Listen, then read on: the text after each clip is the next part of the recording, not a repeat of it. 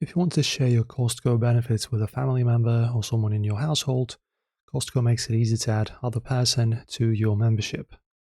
So every Gold Star or Executive membership includes one free household card.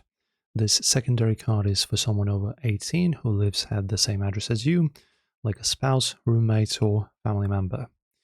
To add them, just sign in into your account, which is done right here, log in or register, and then go to your account, account details, and find the section labeled household card holder. There you can enter their name and email. Once added, they'll get an email with instructions to pick up their card at your nearest Costco warehouse. You can also do this in person.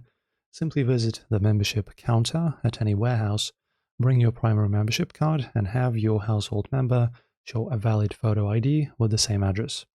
The card is printed instantly and ready to use right away.